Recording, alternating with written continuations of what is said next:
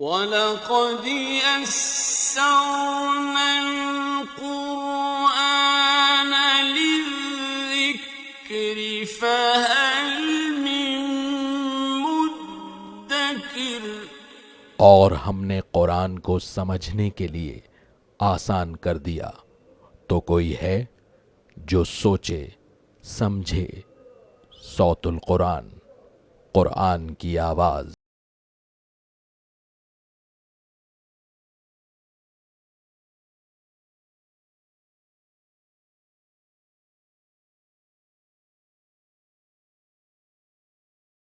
نحمده ونصلي على رسوله الكريم اما بعد فاعوذ بالله من الشيطان الرجيم بسم الله الرحمن الرحيم ان الله يأمر بالعدل والإحسان وإيتاء ذي القربى وينهى عن الفحشاء والمنكر والبغي يعظكم لعلكم تذكرون صدق اللہ العظیم۔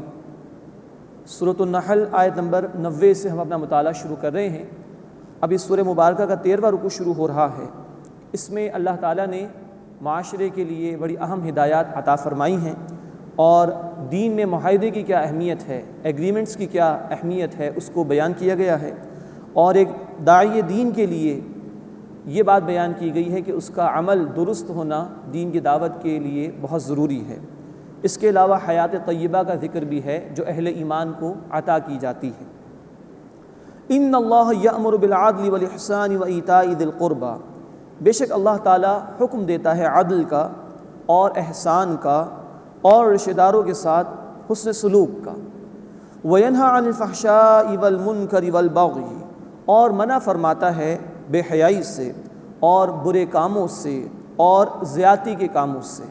یعظکم لعلکم تذکرون، اللہ تمہیں نصیحت فرماتا ہے تاکہ تم نصیحت حاصل کر لو، یاد رکھو ان باتوں کو۔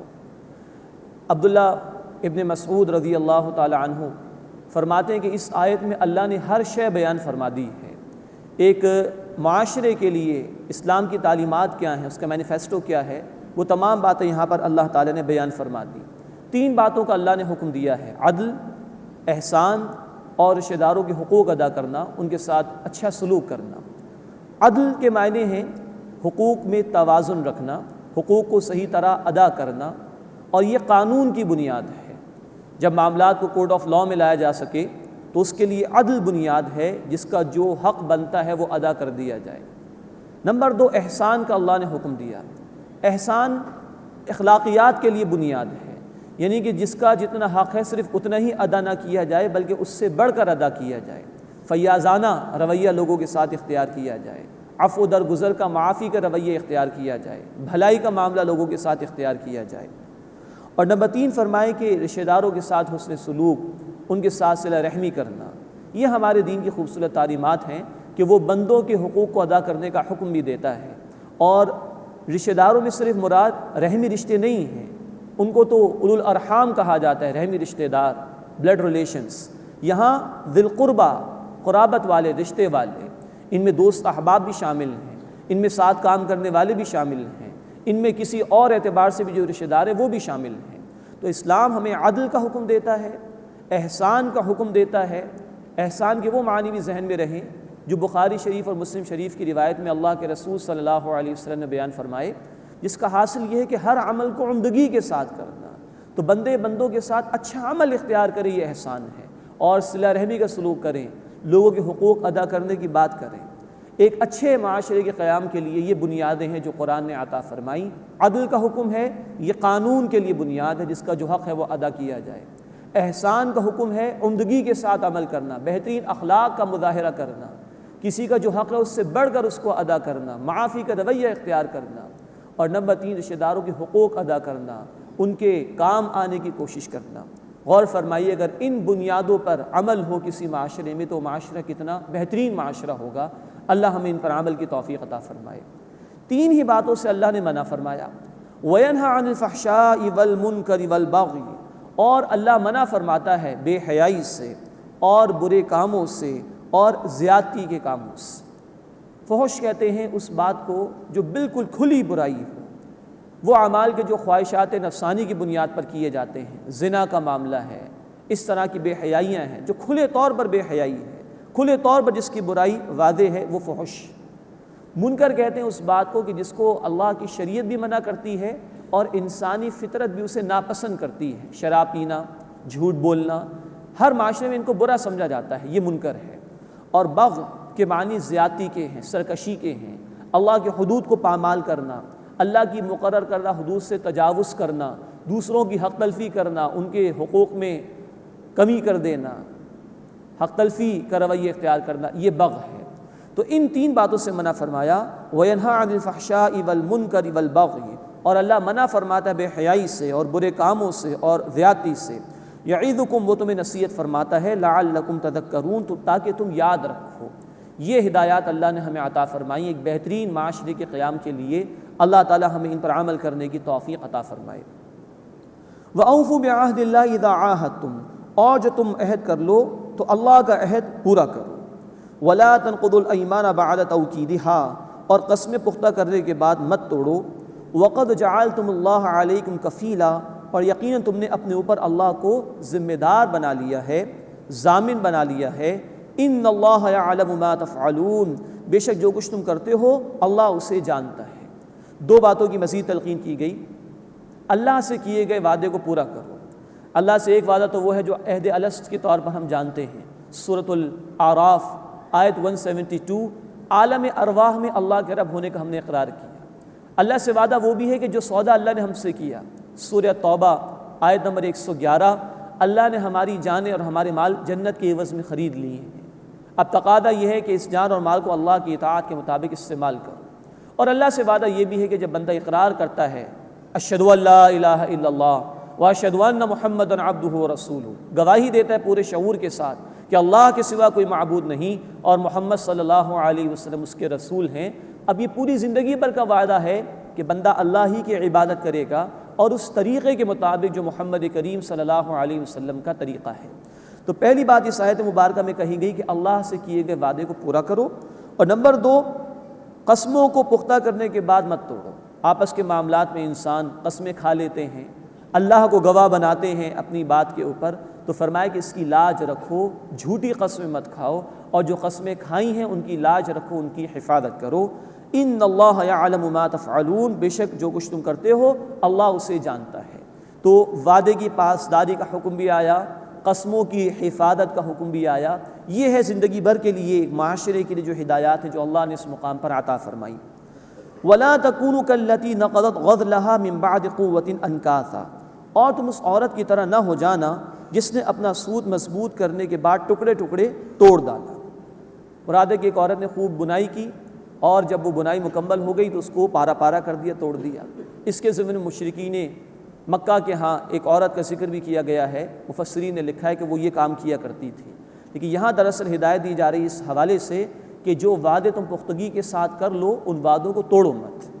وَلَا تَكُونُوا كَالَّتِي نَقَضَتْ غَزْلَهَا مِن بَعْدِ قُوَّةٍ أَنْكَاثًا، اور تم اس عورت کی طرح نہ ہو جانا جس نے اپنا سود مضبوط کرنے کے بعد ٹکڑے ٹکڑے توڑ ڈالا۔ تَتَّخِذُونَ أَيْمَانَكُمْ دَخَلًا بَيْنَكُمْ، تم بناتے ہو اپنی قسموں کو اپنے آپس میں مکر و فریب کا ذریعہ، دخل اندازی کا ذریعہ۔ ان تکون امۃ ہی اربا من امہ، کہ ایک گروہ دوسرے گروہ پر غالب آ جائے، ناجائز فائدہ اٹھا لے۔ انما یبلوکم اللہ بہ، بے شک اللہ تعالیٰ تمہیں اس سے آزماتا ہے۔ وَلَيُبَيِّنَنَّ لَكُمْ يَوْمَ الْقِيَامَةِ مَا كُنْتُمْ فِيهِ تَخْتَلِفُونَ، اور وہ روز قیامت تم پر ضرور ظاہر فرما دے گا جس میں تم اختلاف کیا کرتے تھے۔ اب یہاں اصل میں وعدوں کی پاسداری کا حکم دیا جا رہا ہے۔ مشرکین کے مختلف قبائل تھے، ایک دوسرے سے معاہدے کرتے تھے، لیکن جیسے نظر آیا کہ کوئی زیادہ طاقتور قبیلہ آ گیا ہے سامنے، مالدار قبیلہ سامنے آ گیا ہے، تو اس سے معاہدہ کر کے باقی لوگوں سے معاہدہ ختم کر دیا کرتے تھے تاکہ کچھ ناجائز فائدہ اٹھا لیں۔ اس سے یہاں پر منع کیا گیا کہ آپس کے معاملات میں جو وعدہ تم کرتے ہو اس سے کوئی ناجائز فائدہ نہ اٹھاؤ اور اپنی قسموں کو مکر و فریب کا ذریعہ نہ بناؤ۔ معاہدات کرو تو اس کی پاسداری کرو، کسی دنیاوی لالچ کی وجہ سے معاہدے کی خلاف ورزی کرنا یہ جائز نہیں ہے۔ مزید فرمائے کہ اس کے ذریعے اللہ تمہیں آزماتا ہے۔ وعدے کو پورا کرنا ایک صاحب کردار انسان کی بہت عمدہ صفت ہے، تو اللہ تعالیٰ ان معاملات کے ذریعے سے کہ جس میں تم قسمیں کھاتے ہو، وعدے کرتے ہو، آزمائش فرماتا ہے، اور مومن کی شان یہ کہ وہ وعدے کو پورا کرتا ہے۔ ورنہ اگر وعدہ پورا نہ کیا جائے تو اللہ کے رسول صلی اللہ علیہ وسلم نے فرمایا، بیہقی شریف میں روایت ہے، لا دین لمن لا عہد لہ، اس کا کوئی دین نہیں جس میں وعدے کی پاسداری نہیں ہے، جو وعدے کو پورا نہیں کرتا ہے۔ تو یہاں فرمایا کہ اللہ ان قسموں اور وعدوں کے ذریعے سے تمہارا امتحان لینا چاہتا ہے، اس لیے کہ یہ صاحب کردار انسان کی بہت بڑی خوبی ہے کہ وہ اپنے وعدوں کو پورا کرتا ہے۔ وَلْيُبَيِّنَنَّ لَكُمْ يَوْمَ الْقِيَامَةِ مَا كُنْتُمْ فِيهِ تَخْتَلِفُونَ، اور وہ روز قیامت تم پر ضرور ظاہر فرما دے گا جس میں تم اختلاف کیا کرتے تھے، قیامت کے دن اس کے متعلق پوچھ گچھ ہو جائے گی۔ وَلَوْ شَاءَ اللَّهُ لَجَعَلَكُمْ أُمَّةً وَاحِدَةً، اور اگر اللہ چاہتا تو یقیناً تمہیں ایک امت بنا دیتا، وَلَٰكِن يُضِلُّ مَن يَشَاءُ وَيَهْدِي مَن يَشَاءُ، لیکن وہ جس کو چاہتا ہے گمراہ فرما دیتا ہے اور جس کو چاہتا ہے ہدایت عطا فرماتا ہے۔ یہ اس کا قانون ہدایت ہے، جو جس طرف جانا چاہے گا اللہ اسی کی توفیق اس کو عطا فرمائے گا۔ وَلَتُسْأَلُنَّ عَمَّا كُنتُمْ تَعْمَلُونَ، اور تم سے ضرور اس کے متعلق پوچھا جائے گا جو تم اعمال کیا کرتے تھے۔ اس کے بعد مزید وعدے کی تکمیل کا حکم دیا جا رہا ہے، اور خاص طور پر دین کے ماننے والوں کو یہ حکم دیا جا رہا ہے کہ وہ بے عملی کا شکار نہ ہوں، ورنہ ان کی بے عملی دین کی دعوت میں رکاوٹ بن جائے گی اور لوگ دین سے دور ہو جائیں گے۔ وَلَا تَتَّخِذُوا أَيْمَانَكُمْ دَخَلًا بَيْنَكُمْ، اور اپنی قسموں کو اپنے باہمی معاملات میں دخل اندازی کا ذریعہ نہ بناؤ، مطلب یہ کہ اس کے ذریعے سے کوئی مکر و فریب کا رویہ اختیار نہ کرو۔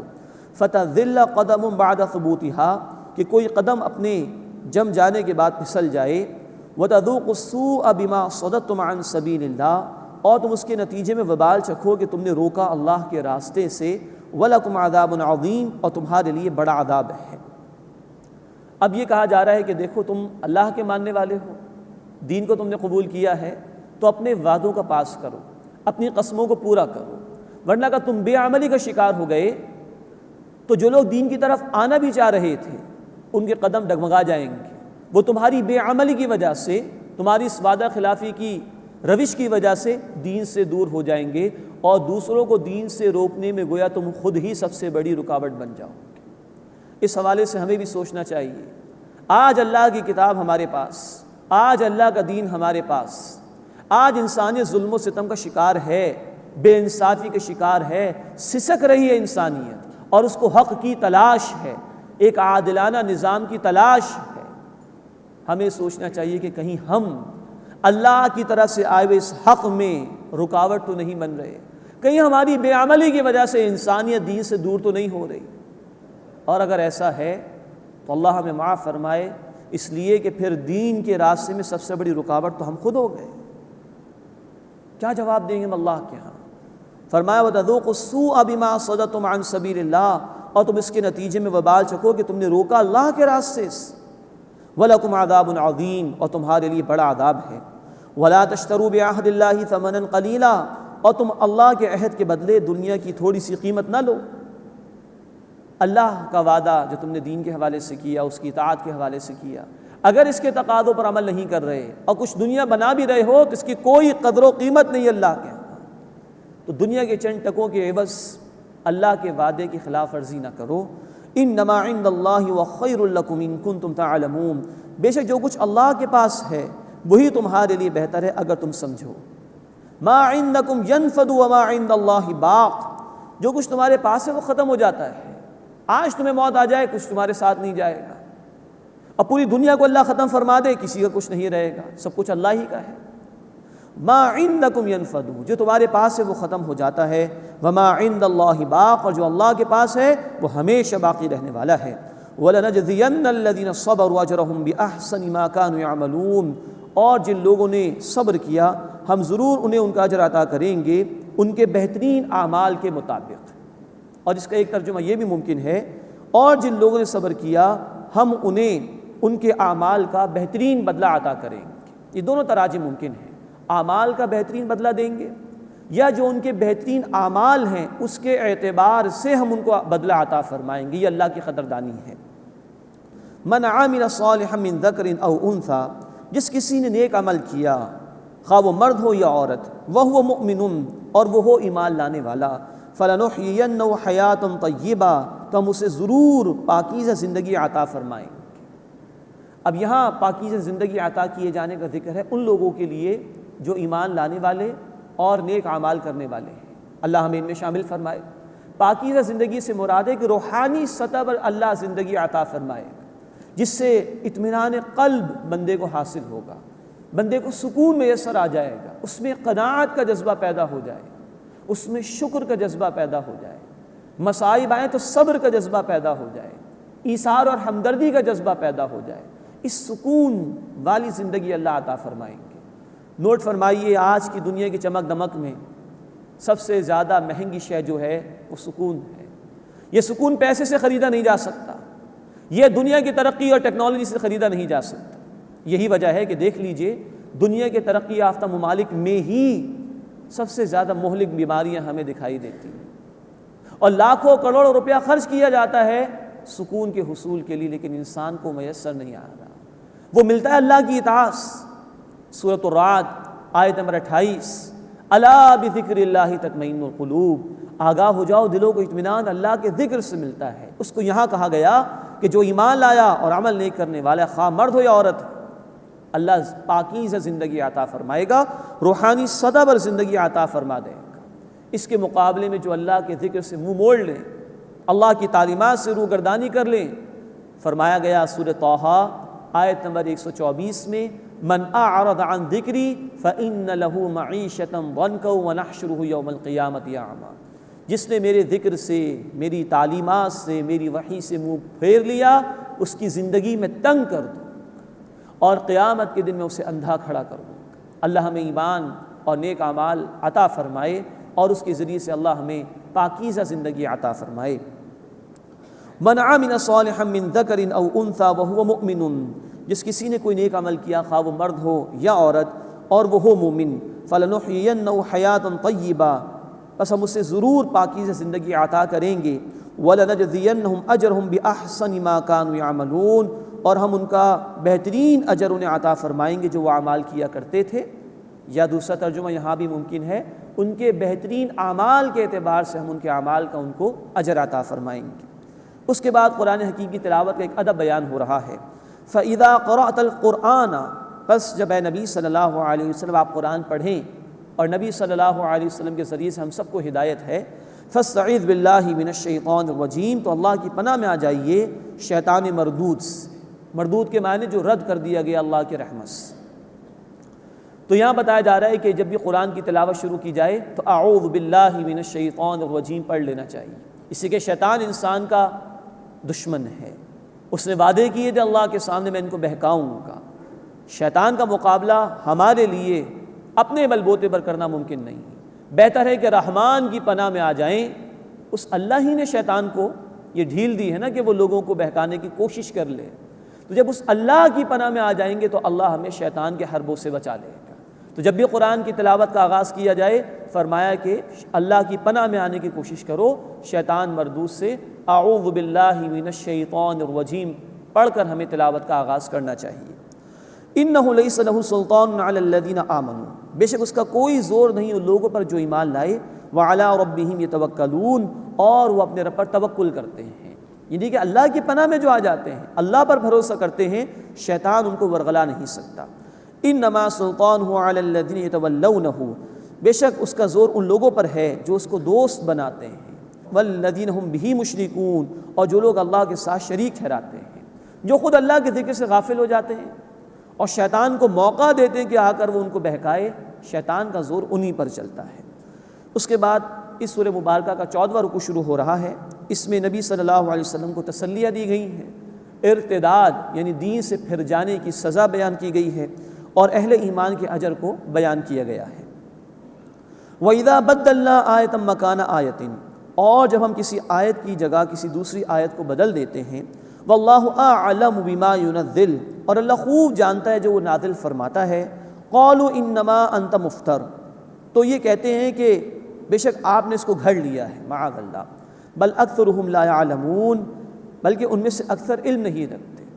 اب یہ اس بات کی طرف اشارہ ہے کہ اللہ نے یہ قرآن عطا فرمایا، تدریجاً اس کے احکامات آئے ہیں، گریجولی اللہ نے احکامات عطا فرمائے، کبھی ایک حکم آیا اس کے بعد دوسرا حکم آ گیا، اللہ کی مشیت، اللہ کی مرضی۔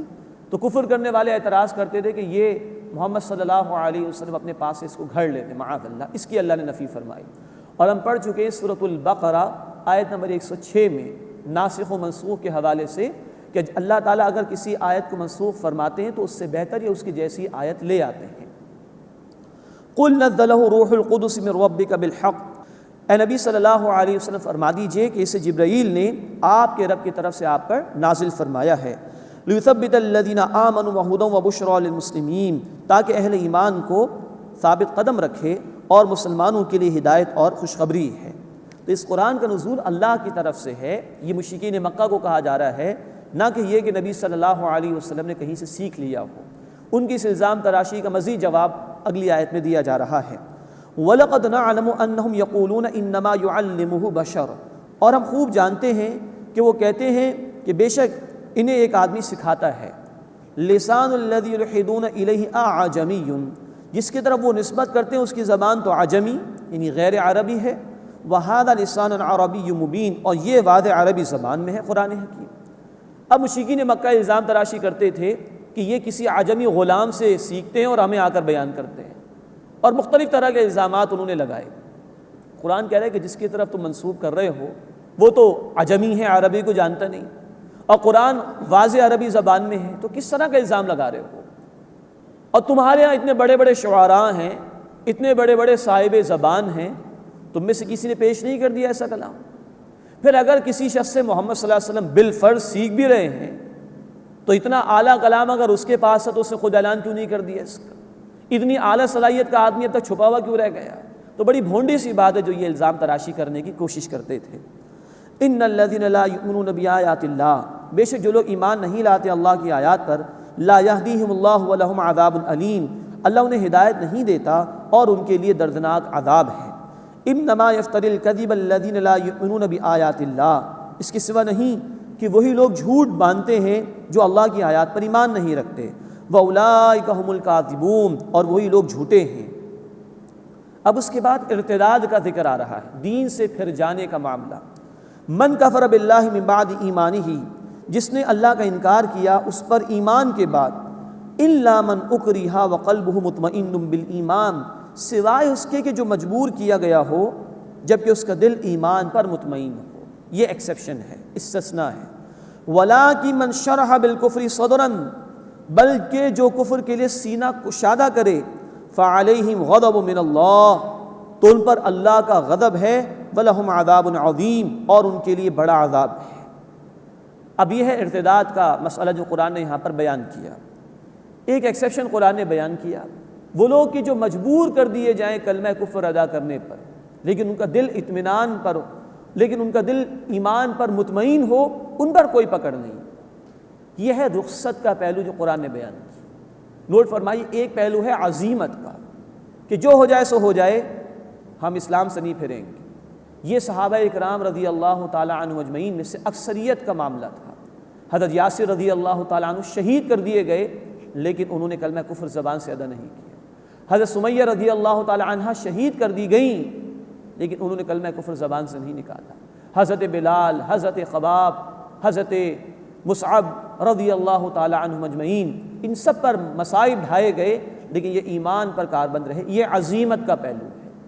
لیکن ایک پہلو ہے رخصت کا جس کی اجازت یہاں پر دی گئی ہے، اور یہ معاملہ ہوا حضرت یاسر اور حضرت سمیہ رضی اللہ تعالیٰ عنہما کی صاحبزادے حضرت عمار رضی اللہ تعالیٰ عنہ کے ساتھ۔ نوجوان تھے، ان کو کفار نے مجبور کیا، سخت سزائیں دی اور ان کی زبان سے کلمہ کفر نکل گیا۔ وہ روتے ہوئے اللہ کے رسول صلی اللہ علیہ وسلم کے پاس آئے اور اپنا ماجرا بیان کر دیا۔ اللہ کے رسول صلی اللہ علیہ وسلم فرمایا کہ تم پر کوئی پکڑ نہیں، آئندہ بھی اگر وہ مجبور کرے تو کہہ دینا، جان بچانے کے لیے۔ یہ رخصت کا پہلو ہے، اس کی اجازت قرآن نے دی ہے۔ تو جان بچانے کے لیے کلمہ کفر کہنے کی اجازت ہے بشرطے کہ دل مطمئن ہو ایمان پر۔ لیکن یہ رخصت کا پہلو ہے۔ اکثر صحابہ کرام رضی اللہ تعالیٰ عنہ مجمعین نے عزیمت کا پہلو اختیار کیا، جان دے دی یا مصائب برداشت کیے، کلمہ حق پر قائم رہے، زبان سے جان بچانے کے لیے بھی کلمہ کفر ادا نہیں کیے۔ مزید اس آیت میں ذکر ہو رہا ہے ان لوگوں کا جو جان بوجھ کر دین کا انکار کر دیں، دین کی کسی بنیادی بات کا انکار کر دیں، دنیا کی دولت کی وجہ سے، دنیا کی آسائش حاصل کرنے کے لیے، یا دین کی کوئی بات ان کو مشکل لگی تو اس کا انکار کر دیا، معاذ اللہ، یہ ہے ارتداد، اس کی اب سزا بیان کی جا رہی ہے۔ وَلَٰكِن مَنْ شَرَحَ بِالْكُفْرِ صَدْرًا، بلکہ جو کفر کے لیے سینہ کشادہ کرے، من مانی کرتے ہوئے، اپنی ذاتی رضا کے تحت اپنی خواہش سے کفر کا ارتکاب کر لے ایمان کے بعد، فَعَلَيْهِمْ غَضَبٌ مِّنَ اللَّهِ، تو ان پر اللہ کا غضب ہے، وَلَهُمْ عَذَابٌ عَظِيمٌ، اور ان کے لیے بڑا عذاب ہے۔ ذَلِكَ بِأَنَّهُمُ اسْتَحَبُّوا الْحَيَاةَ الدُّنْيَا عَلَى الْآخِرَةِ، یہ اس لیے کہ انہوں نے دنیا کی زندگی کو آخرت پر پسند کیا، وَأَنَّ اللَّهَ لَا يَهْدِي الْقَوْمَ الْكَافِرِينَ، اور بے شک اللہ کافروں کی قوم کو ہدایت نہیں دیا کرتا۔ یہ ہے کہ دنیا کی محبت رکاوٹ بنتی ہے حق کے راستے میں، جو دنیا قربان کرنے کے لیے تیار نہ ہو وہ دین کے اور حق کے راستے میں آگے نہیں بڑھ سکتا۔ اللہ ہمیں آخرت کی محبت عطا فرمائے، اور دین کے راستے میں جو مشکلات آتی ہیں اللہ ہمیں اس کو برداشت کرنے کی اور اپنے دین پر استقامت کے ساتھ عمل کرنے کی توفیق عطا فرمائے۔ اولئک الذین طبع اللہ علی قلوبہم وسمعہم وابصارہم، یہ وہ لوگ ہیں کہ اللہ نے مہر لگا دی ان کے دلوں پر اور ان کی سماعت پر اور ان کی بصارت پر، وَأُولَئِكَ هُمُ الْغَافِلُونَ، اور یہی لوگ غافل ہیں۔ لا جرم انہم فی الآخرۃ ہم الخاسرون، کچھ شک نہیں کہ یہی لوگ آخرت میں خسارہ اٹھانے والے ہیں۔ ثم ان ربک للذین ہاجروا من بعد ما فتنوا، پھر بے شک اے نبی صلی اللہ علیہ وسلم آپ کا رب ان لوگوں کے لیے جنہوں نے ہجرت کی اس کے بعد کہ وہ ستائے گئے، ثم جاہدوا وصبروا، اور پھر انہوں نے جہاد کیا اور صبر کیا، ان ربک من بعدها لغفور الرحیم، بے شک آپ کا رب اس کے بعد بخشنے والا ہے، مہربانی فرمانے والا ہے، مسلسل رحم فرمانے والا ہے۔ یہ اشارہ ہے ان صحابہ کرام رضی اللہ تعالی عنہ مجمعین کی طرف کہ جن پر ظلم و ستم ہوا تو اللہ کے رسول صلی اللہ علیہ وسلم کی اجازت سے حبشہ کی طرف انہوں نے ہجرت کی اپنے ایمان کی حفاظت کے لیے۔ ایسے لوگوں کے متعلق فرمائے کہ اللہ ان پر رحم فرمانے والا ہے، اللہ ان کو معاف فرمانے والا ہے۔ اس کے بعد اس سورہ مبارکہ کا 15واں رکوع شروع ہو رہا ہے، اس میں نافرمانوں کے لیے سزاؤں کا بیان ہے، رزق حلال کا ذکر ہے، اور 4 باتوں کی حرمت جو پہلے بھی 3 مرتبہ آ چکی ہے اس کا ذکر ہے۔ مشرکین اور یہود پر اللہ کی طرف سے نکیر کی گئی ہے۔ یوم تأتی کل نفس تجادل عن نفسہا، جس دن ہر شخص اپنی طرف سے جھگڑا کرتا ہوا آئے گا، یعنی ہر ایک کو اپنا جواب خود دینا ہوگا۔ سورہ مریم آیت نمبر 95 میں الفاظ ہیں وَكُلُّهُمْ آتِيهِ يَوْمَ الْقِيَامَةِ فَرْدًا، ہر ایک انفرادی طور پر اللہ کے حضور میں حاضر ہوگا، ہر ایک کو اپنا جواب خود دینا ہوگا۔ جیسے دنیا میں اگر باپ کو بھوک لگ رہی ہو تو بیٹے کے کھانا کھا لینے سے باپ کی بھوک نہیں مٹ سکتی، اگر بیٹا بیمار ہو تو باپ کے دوا پی لینے سے بیٹے کو شفا نہیں مل سکتی، خود ہی کھانا کھانا ہوگا جس کو بھوک لگے، خود ہی دوائی پینی ہوگی جس کو بیماری ہو۔ یہی معاملہ ہے کہ ہر ایک کو اپنا جواب خود دینا ہوگا۔ یوم تأتی کل نفس تجادل عن نفسہا، جس دن ہر شخص اپنی طرف سے جھگڑا کرتا ہوا آئے گا، وتوفی کل نفس ما عملت، اور ہر شخص کو پورا پورا دیا جائے گا جو اس نے عمل کیا، وہم لا یظلمون، اور ان پر ظلم نہیں کیا جائے گا۔ اس کے بعد اللہ تعالیٰ نے نافرمانوں کی ایک بستی کا ذکر کیا ہے، اور ہر دور کے لوگوں کے لیے اس میں عبرت موجود ہے، سبق آموزی موجود ہے۔ وضرب اللہ مثلا قریۃ، اور اللہ نے ایک بستی کی مثال بیان فرمائی، کانت آمنۃ مطمئنہ، وہ مطمئن بے خوف تھی، یأتیہا رزقہا رغدا من کل مکان، ہر جگہ سے اس کے پاس رزق با فراغت آ جایا کرتا تھا۔ فکفرت بانعم اللہ، پھر اس بستی نے ناشکری کی اللہ کی نعمتوں کی۔ فاذاقها اللہ لباس الجوع والخوف بما كانوا یصنعون، تو اللہ نے اس کے بدلے کہ جو وہ اعمال کیا کرتے تھے اس بستی کو بھوک اور خوف کے لباس کا مزہ چکھایا۔ مراد ہے کہ بھوک اور خوف کا عذاب ان پر مسلط کر دیا گیا۔ ابن عباس رضی اللہ تعالی عنہ کی رائے یہ ہے کہ اس سے مراد مکے والے ہیں۔ جب ان لوگوں نے اللہ کے رسول صلی اللہ علیہ وسلم کی رسالت کا انکار کیا، اللہ کی نعمتوں کی ناشکری کی، تو ان پر عذاب مسلط کیا گیا تھا۔ بخاری شریف میں بھی تفصیل ہے کہ 7 برس تک ان پر قحط مسلط ہوا تھا اللہ کی طرف سے۔ اور مفسرین کی رائے یہ بھی ہے کہ اللہ نے یہ مجموعی مثال بیان فرمائی ہے جس میں سبق آموزی ہمارے لیے موجود ہے۔ آج بھی ہم غور کریں دنیا کے مختلف علاقوں میں، اس شہر کراچی میں بھی جو پاکستان کا بہت بڑا شہر ہے، ہم پر بھی وہ حالات گزرے ہیں، اور دنیا کے کئی علاقوں میں ایسے حالات گزرتے رہے کہ اللہ نے قوموں کو نوازا اپنی رحمتوں سے، اپنی نعمتوں سے، لیکن انہوں نے اللہ کی ناشکری کی تو اللہ تعالیٰ کی طرف سے ان پر قحط بھی مسلط کیے گئے، طرح طرح کے عذاب بھی مسلط کیے گئے۔ اللہ تعالیٰ ہمیں شکر گزار بننے کی توفیق عطا فرمائے، اپنی ناشکری سے بچائے۔ اسی ناشکری کی وجہ سے لوگوں کو عذاب میں مبتلا کیا جاتا ہے۔ وَلَقَدْ جَاءَهُمْ رَسُولٌ مِّنْهُمْ فَكَذَّبُوهُ، اور بے شک ان کے پاس انہی میں سے ایک رسول آئے، بس ان لوگوں نے ان رسول علیہ السلام کو جھٹلایا۔ فَأَخَذَهُمُ الْعَذَابُ وَهُمْ ظَالِمُونَ، تو عذاب نے انہیں آ پکڑا اس حال میں کہ وہ ظالم تھے۔ فَكُلُوا مِمَّا رَزَقَكُمُ اللَّهُ حَلَالًا طَيِّبًا، بس جو اللہ نے تمہیں عطا فرمایا ہے اس میں سے حلال اور پاکیزہ کھاؤ۔ وَاشْكُرُوا نِعْمَتَ اللَّهِ، اور اللہ کی نعمت کا شکر ادا کرو۔ إِن كُنتُمْ إِيَّاهُ تَعْبُدُونَ، اگر تم اسی کی عبادت کرنے والے ہو۔ یہاں یہ اشارہ بھی ہے کہ ان مشرکین پر سے پھر اللہ نے قحط کا عذاب دور کر دیا تھا، تو انہیں بھی کہا جا رہا ہے کہ اب اللہ کا شکر ادا کرو، اسی کی عبادت کرو، اس کے احکامات کے مطابق عمل کرو، حلال رزق کا اہتمام کرو۔ اور یہ ہر دور کے ان لوگوں کے لیے اللہ کی طرف سے حکم ہے کہ جن کو اللہ تکالیف میں مبتلا کرنے کے بعد رحمت کا ان کے ساتھ معاملہ فرمائے کہ اب اللہ کی شکر گزاری ادا کرو اور اسی کی عبادت کرو۔ فَكُلُوا مِمَّا رَزَقَكُمُ اللَّهُ حَلَالًا طَيِّبًا، بس جو اللہ نے تمہیں عطا فرمایا اس میں سے حلال اور پاکیزہ کھاؤ۔ وَاشْكُرُوا نِعْمَتَ اللَّهِ، اور اللہ کی نعمت کا شکر ادا کرو۔ إِن كُنتُمْ إِيَّاهُ تَعْبُدُونَ، اگر تم اسی کی عبادت کرتے ہو۔ اس کے بعد 4 باتوں کی حرمت کا ذکر آ رہا ہے۔ إِنَّمَا حَرَّمَ عَلَيْكُمُ الْمَيْتَةَ وَالدَّمَ وَلَحْمَ الْخِنْزِيرِ وَمَا أُهِلَّ لِغَيْرِ اللَّهِ بِهِ، بے شک اللہ نے تم پر حرام فرمایا ہے مردار اور خون اور خنزیر کا گوشت اور جس پر اللہ کے سوا کسی اور کا نام لیا جائے۔ ان 4 باتوں کی حرمت پہلے 3 مرتبہ آ چکی ہے، سورۃ البقرہ آیت 173، سورۃ المائدہ آیت نمبر 3 اور سورۃ الانعام آیت نمبر 145 میں 4 حرمتیں بیان ہوئی ہیں جو کہ عام تھی عرب کے معاشرے میں۔ اس کے علاوہ بھی قرآن نے اور نبی صلی اللہ علیہ وسلم نے دیگر چیزوں کو حرام قرار دیا ہے۔ مثلا صحیح مسلم کی روایت ہے کہ تمام درندے، گوشت خور جانور حرام ہیں، جو اپنے پنجوں سے کھاتے ہیں وہ بھی حرام ہے اس امت کے لیے۔ یہاں وہ 4 باتیں بیان ہوئی جو اس معاشرے میں عام تھیں۔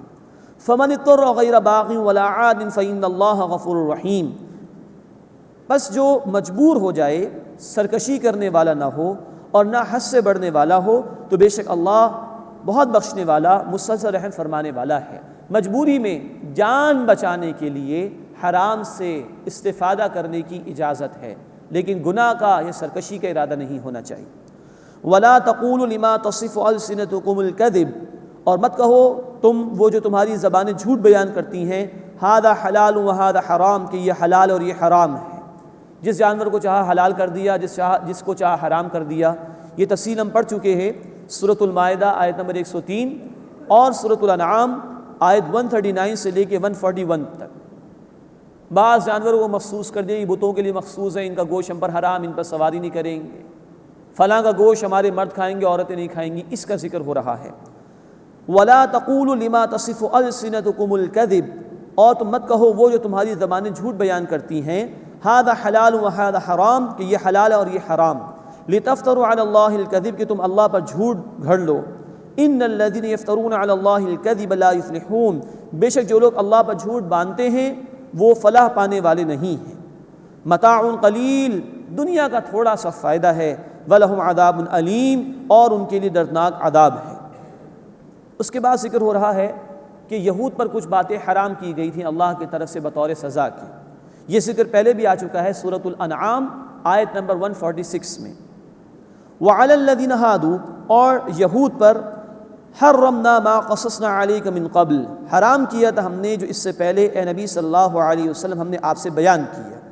سورۃ الانعام آیت 146 میں ذکر ہے کہ ناخن والے جانور ان پر حرام کیے گئے تھے، بعض جانوروں کی چربی ان پر حرام کر دی گئی تھی ان کی سزا کی وجہ سے۔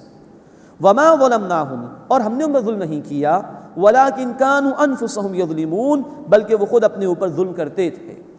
ثم ان ربک للذین عملوا السوء بجہالۃ، پھر بے شک اے نبی صلی اللہ علیہ وسلم آپ کا رب ان لوگوں کے لیے جنہوں نے نادانی سے برے عمل کیے، ثم تابوا من بعد ذلک واصلحوا، پھر اس کے بعد انہوں نے توبہ کر لی اور اصلاح کر لی، ان ربک من بعدها لغفور الرحیم، بے شک آپ کا رب اس کے بعد بہت بخشنے والا، مسلسل رحم فرمانے والا ہے۔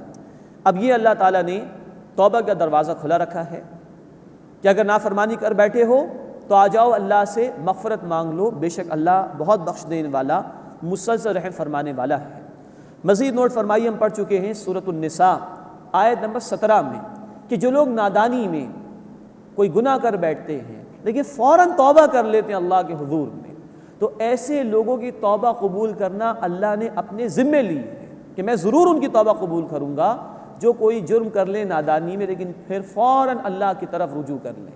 اللہ تعالی ہمیں بھی سچی توبہ کرنے کی توفیق عطا فرمائے۔ توبہ اصل میں نام ہے اللہ کی طرف لوٹ آنے کا۔ بندہ جو گناہ کر رہا تھا اس کو چھوڑ دینا، معافی بھی مانگنا، ندامت کا بھی احساس ہونا، استغفار کے کلمات بھی زبان پر آ جانا، یہ بھی ضروری ہے، لیکن اصل توبہ ہے لوٹ آنا۔ گناہ کر رہے تھے اب باز آ جاؤ، چھوڑ دو اس کو، یہ اصل توبہ ہے۔ ہاں، بندوں کے حقوق میں اگر حق تلفی ہے تو بندوں سے بھی معافی مانگنا ضروری ہے، تبھی اللہ تعالیٰ معاف فرماتا ہے۔ ثم تابوا من بعد ذلك واصلحوا، پھر اس کے بعد انہوں نے توبہ کی اور اصلاح کر لی۔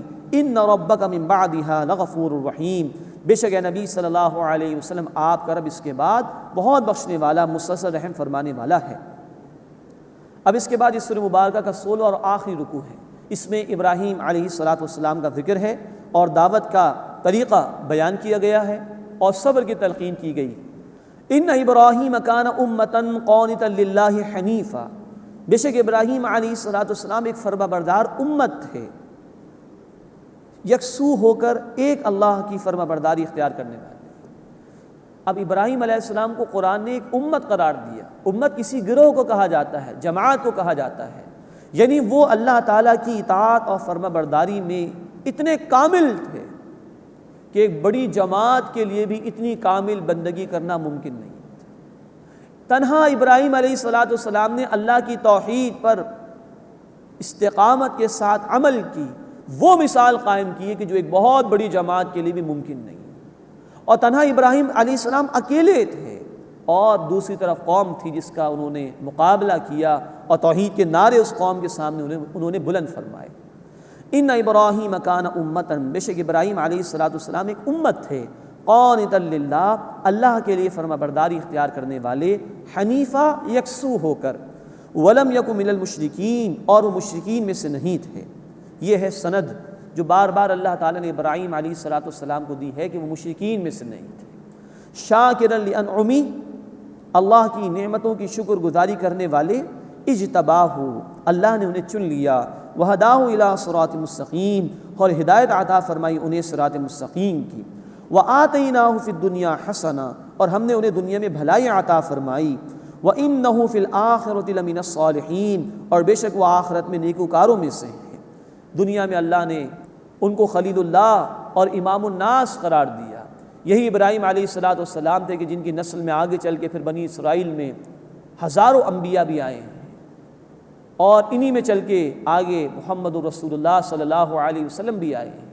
اسماعیل علیہ السلام جیسے بیٹے عطا فرمائے جو کہ ذبیح اللہ ہیں، اللہ کی خاطر جو ذبح ہونے کے لیے تیار ہو گئے تھے۔ اسحاق جیسے بیٹے عطا فرمائے کہ جن سے آگے چل کر بنی اسرائیل کی نسل چلی ہے، اور محمد کریم صلی اللہ علیہ وسلم جیسے رسول ابراہیم علیہ السلام ہی کی امت میں، یعنی انہی کی نسل کے اندر اللہ کے رسول صلی اللہ علیہ وسلم کو مبعوث کیا گیا۔ یہ برکات جو دنیا میں ابراہیم علیہ السلام کو عطا کی گئی۔ اور نوٹ کیجئے، ہم نماز میں درود ابراہیمی پڑھتے ہیں، اللہ کے رسول صلی اللہ علیہ وسلم کے بعد ذکر آتا ہے تو ابراہیم علیہ السلام کا، اللہم صلی علی محمد وعلی آل محمد کما صلیت علی ابراہیم وعلی آل ابراہیم انک حمید مجید۔ یہ دنیا میں بھلائیاں ہیں جو ابراہیم علیہ السلام کو عطا کی گئیں۔ وآتیناہ فی الدنیا حسنہ، اور ہم نے انہیں دنیا میں بھلائی عطا فرمائی، وانہ فی الآخرۃ لمن الصالحین، اور بے شک وہ آخرت میں نیکوکاروں میں سے ہیں۔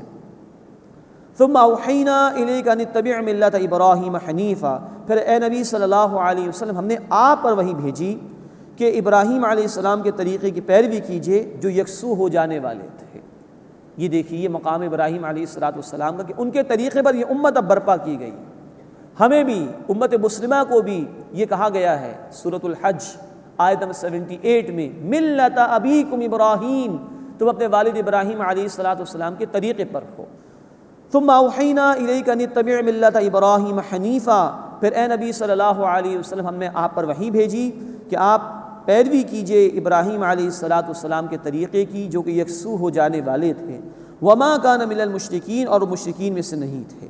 انما جعل السبت علی الذین اختلفوا فیہ، بے شک ہفتہ ان لوگوں پر مقرر کیا گیا جنہوں نے اس میں اختلاف کیا تھا، یعنی کہ ہفتے کے دن کو مقرر کیا گیا یہود کے لیے، انہوں نے اختلاف کیا تھا۔ بخاری شریف کی حدیث ہے کہ ہر امت کو اللہ تعالیٰ نے جمعے کا دن پیش کیا، یہود نے اختلاف کر کے ہفتے کو مانگ لیا، متعین کر لیا، وہی ان کے لیے مقرر کر دیا گیا۔ نصارہ نے اتوار کو اختیار کر لیا، اس امت کو اللہ نے توفیق دی کہ اس نے جمعے کے دن کو ہی اختیار کیا۔ تو اول جمعہ ہی سب کے لیے مقرر کیا گیا تھا، لیکن یہود نے اختلاف کر کے اپنے لیے ہفتے کے دن مقرر کر لیا، تو وہی ان کے لیے مقرر کر دیا گیا۔ انما جعل السبت علی الذین اختلفوا فیہ، بے شک ہفتے کا دن ان لوگوں پر مقرر کیا گیا کہ جنہوں نے اس میں اختلاف کیا تھا۔ وَإِنَّ رَبَّكَ لَيَحْكُمُ بَيْنَهُمْ يَوْمَ الْقِيَامَةِ فِي مَا كَانُوا فِيهِ يَخْتَلِفُونَ، اور بے شک اے نبی صلی اللہ علیہ وسلم آپ کا رب قیامت کے دن ان کے درمیان اس بات میں فیصلہ فرما دے گا جس میں وہ اختلاف کیا کرتے تھے۔ اب اس کے بعد دعوت دین کے 3 لیولز کا، 3 سطحوں کا ذکر آ رہا ہے۔ ادعو الی سبیل ربک بالحکمہ، اے نبی صلی اللہ علیہ وسلم دعوت دیجیے اپنے رب کے راستے کی طرف حکمت کے ساتھ، یعنی دلائل کے ساتھ، والموعظۃ الحسنہ، اور عمدہ وعظ کے ذریعے، وجادلہم باللتی ہی احسن، اور ان سے مباحثہ کیجیے اس طریقے پر جو بہت عمدہ ہو۔ ان ربک هو اعلم بمن ضل عن سبیلہ، بے شک آپ کا رب اس کو خوب جاننے والا ہے جو اللہ کے راستے سے گمراہ ہوا، وہو اعلم بالمہتدین، اور وہ خوب جاننے والا ہے ان کو جو ہدایت پانے والے ہیں۔ اس آیت میں 3 لیولز بیان کیے گئے ہیں دعوت دین کے حوالے سے۔ ایک طبقہ معاشرے میں وہ ہوتا ہے کہ جو انٹلیکچوئلز کا طبقہ ہوتا مائنورٹی میں ہے، لیکن معاشرے میں ان کا اثر رسوخ ہوتا ہے۔ ان کے سامنے تو دلائل کے ساتھ، لاجکس کے ساتھ بات کرنا ضروری ہے، لاجیکل آرگومنٹس ان کو دینے ہوتے ہیں۔ تو حکمت کے معنی ہے، حکمت پختگی، شعور کی پختگی، جس کے معنی دلائل کے ہیں۔ تو ایک طبقہ معاشرے کا وہ ہے جو غور و فکر کرنے والا ہے، اس کے سامنے دلائل کے ساتھ بات کی جائے گی۔ دوسرا طبقہ وہ ہے جو عوام الناس کا ہے، جو زیادہ فلسفوں کو نہیں جانتے، ان کے لیے عمدہ واعظ، درد بھرا واعظ ہی کافی ہوتا ہے۔ اور تیسرا طبقہ معاشرے میں وہ ہوتا ہے کہ جو اعتراض کرنے والا ہوتا ہے، باطل نظریات کا پرچار کرنے والا یا حق کے اوپر اعتراض کرنے والا، تو ان کے جوابات دینا ضروری ہے۔ یہ 3 لیولز ہیں جس پر دعوت کا کام کرنا ضروری ہے، حکمت کے ساتھ یعنی دلائل کے ساتھ، عمدہ واعظ کے ساتھ، اور جو اعتراض کرنے والے ان کا جواب دینا ضروری ہے۔ آج امت کو بھی ان تینوں لیولز پر کام کرنا ضروری ہے۔ ان ربک هو اعلم بمن ضل عن سبیلہ وهو اعلم بالمہتدین، بے شک آپ کا رب اس کو خوب جاننے والا ہے جو اللہ کے راستے سے گمراہ ہوا، اور وہ خوب جانتا ہے ان کو جو ہدایت یافتہ ہیں۔ وَإِنْ عَاقَبْتُمْ فَعَاقِبُوا بِمِثْلِ مَا عُوقِبْتُمْ بِهِ، اور اگر تم بدلہ لو تو اتنا ہی بدلہ لو جتنی کہ تمہیں تکلیف دی گئی ہے۔ یہ اجازت دی ہے دین نے۔ اس میں یہ بھی اشارہ ہے کہ جب دین کی جد و جہد ہوگی تو ظالموں کا ہاتھ توڑنا ضروری ہے تاکہ حق غالب ہو اور لوگوں کو ظلم سے نجات ملے۔ لیکن کہا گیا کہ زیادتی نہ ہو، جتنی تکلیف تمہیں پہنچائی گئی اتنا ہی بدلہ لے سکتے ہو۔ یہ ہے قانونی بات۔ اب اخلاقی بات کا ذکر ہے، وَلَئِن صَبَرْتُمْ لَهُوَ خَيْرٌ لِّلصَّابِرِينَ، اور اگر تم صبر کرو تو یہ صبر کرنے والوں کے لیے بہتر ہے۔ معاف کر دینا پسندیدہ ہے، لیکن نوٹ فرمائی کہ انفرادی سطح پر معافی پسندیدہ ہے، لیکن جب اجتماعی نظام ہو تو ظالموں کو سزا دینا ضروری ہے تاکہ لوگوں کی جان، مال، آبرو محفوظ رہ سکے۔ وَاصْبِرْ، اور اے نبی صلی اللہ علیہ وسلم صبر کیجئے، وَمَا صَبْرُكَ إِلَّا بِاللَّهِ، اور آپ کا صبر اللہ ہی کی مدد سے ہے۔ یعنی حق کے راستے میں مشکلات آئیں گی، دعوت کے مرحلے میں مشکلات آئیں گی، صبر کیجئے، اور یہ اللہ ہی کے توفیق سے ممکن ہے۔ وَلَا تَحْزَنْ عَلَيْهِمْ، اور ان پر غمگین نہ ہوں، وَلَا تَكُ فِي ضَيْقٍ مِّمَّا يَمْكُرُونَ، اور جو فریب کرتے ہیں اس سے تنگی محسوس نہ کیجئے۔ ان اللہ مع الذین اتقوا، بے شک اللہ ان کے ساتھ ہے جنہوں نے تقوی اختیار کیا، جو نافرمانی سے بچنے والے ہیں۔ والذین هم محسنون، اور وہ لوگ کہ جو عمدگی کے ساتھ عمل کرنے والے ہیں، یعنی کہ دعوت کے مرحلے میں ہر مرحلے میں توکل اللہ پر ہو۔ اللہ کی مدد اصل شے ہے، فیصلہ کن شے ہے، اور اللہ کی مدد ان کو ملتی ہے جو تقوی اختیار کرنے والے اور عمدگی کے ساتھ عمل کرنے والے ہیں۔ وآخر دعوانا ان الحمد للہ رب العالمین۔